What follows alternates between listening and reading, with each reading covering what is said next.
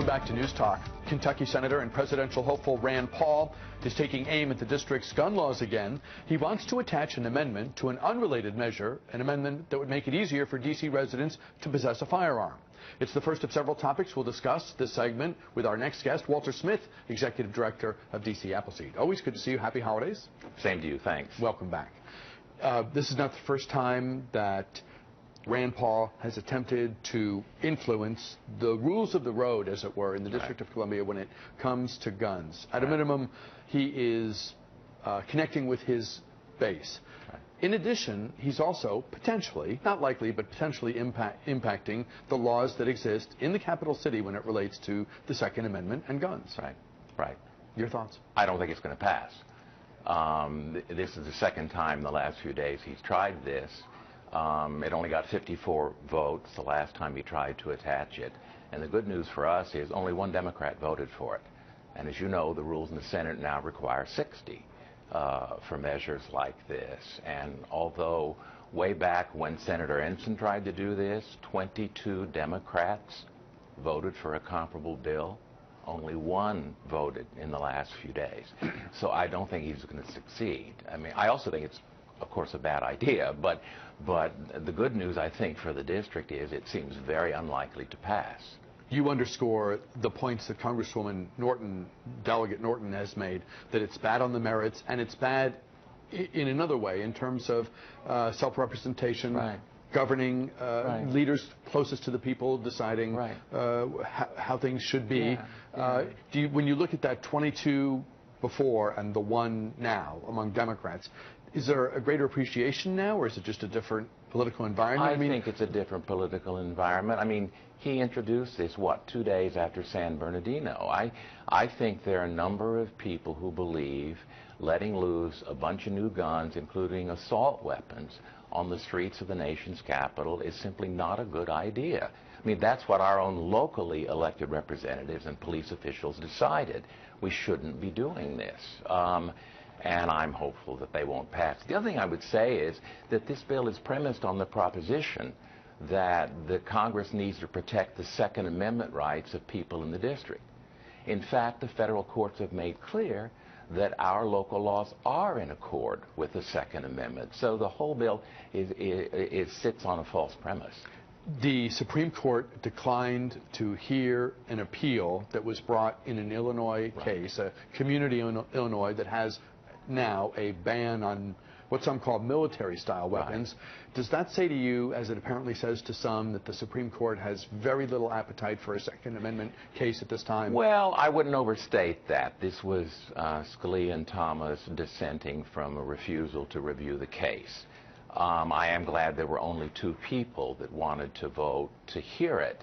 But the good news for us is, I think one of the reasons why the rest of them didn't want to hear the case is because they rarely take these cases until there seems to be a conflict in the lower courts over the main issues.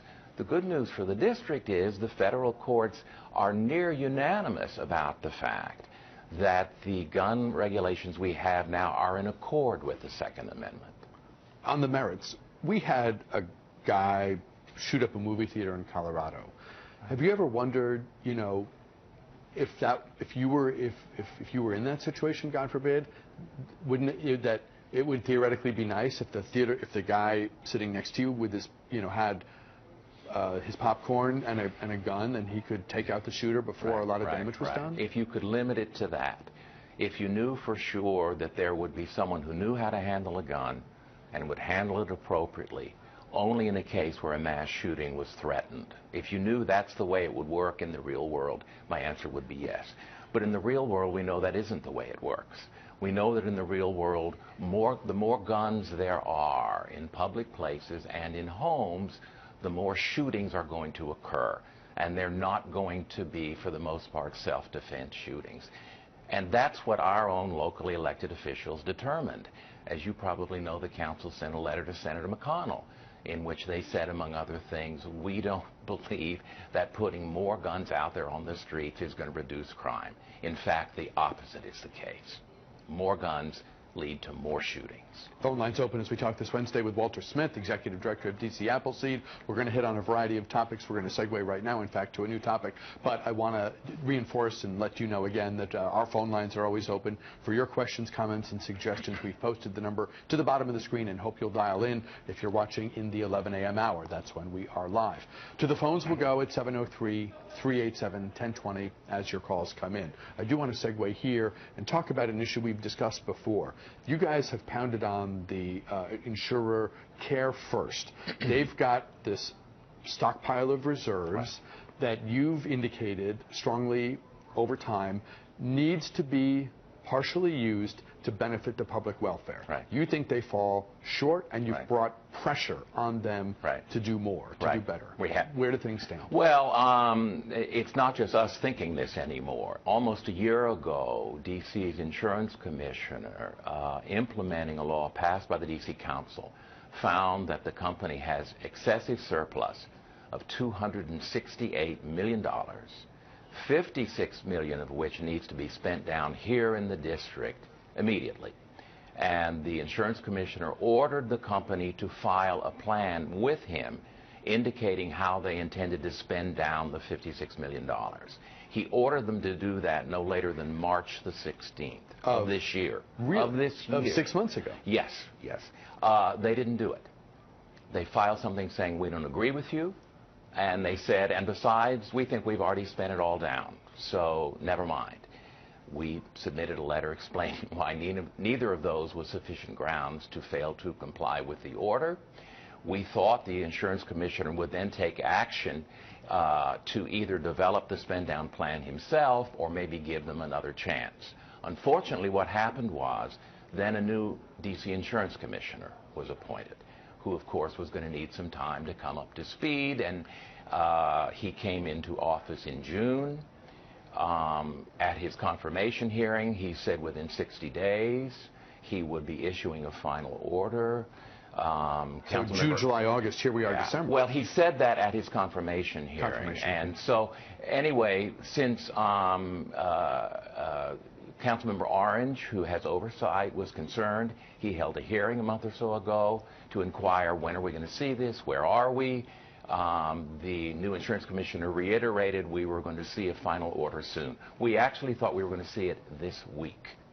And is that hope still? The 60 days ran on Monday.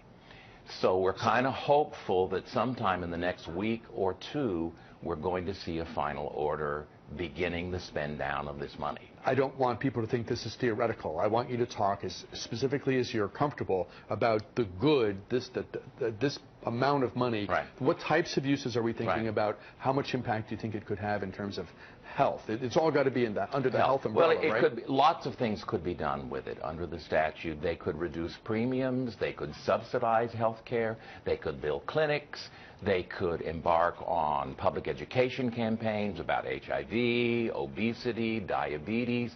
There's no end of things you could do with this kind of money. And I should say, one reason why we're anxious that the final order be issued is that while $268 million is a lot of money, we think the number is actually much, much higher than that. You're kidding. No. And as soon as he issues a final order, we're going back to the Court of Appeals and ask the Court of Appeals to adjust it so we know what the real number actually is. If you think the 268 is low, that the real number is higher, does that mean you think the 56 is? Oh, I think the 56 is way too low, because I think that the insurance commissioner didn't allocate a sufficient amount of the excess surplus to the District of Columbia.